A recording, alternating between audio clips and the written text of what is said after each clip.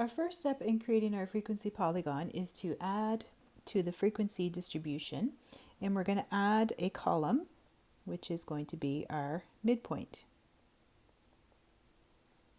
And we're going to find the midpoint of each of our classes. So the first one would be 12.5. Remember, our midpoint is the lower plus upper limit divided by 2.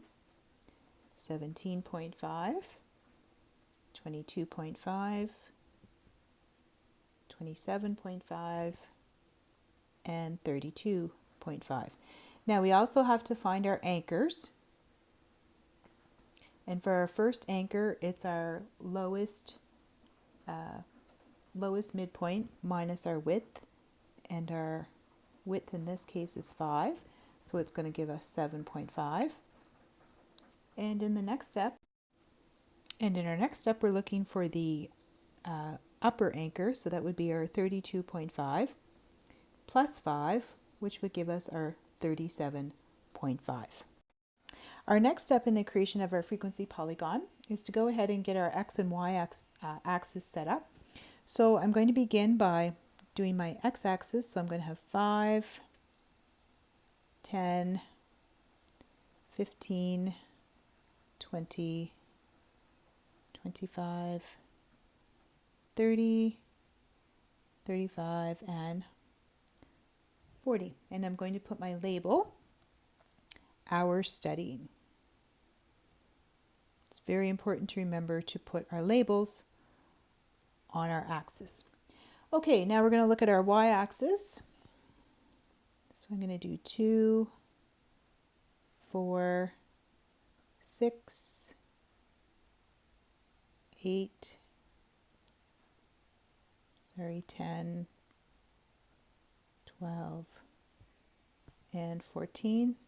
And that is going to be labeled total number of students.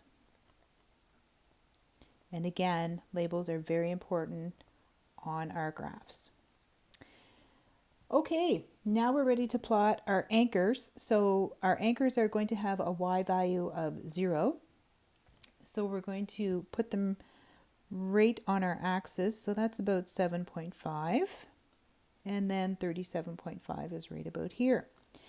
Now we're ready to go ahead and put our points on. Now what our points are going to be is our midpoint and our frequency.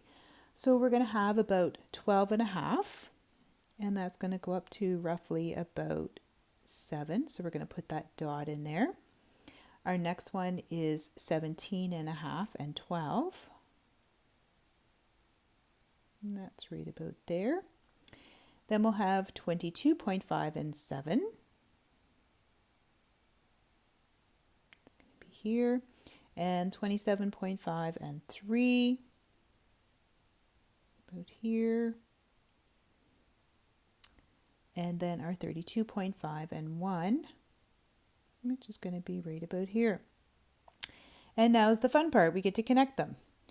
So to complete our frequency polygon, we just connect the dots.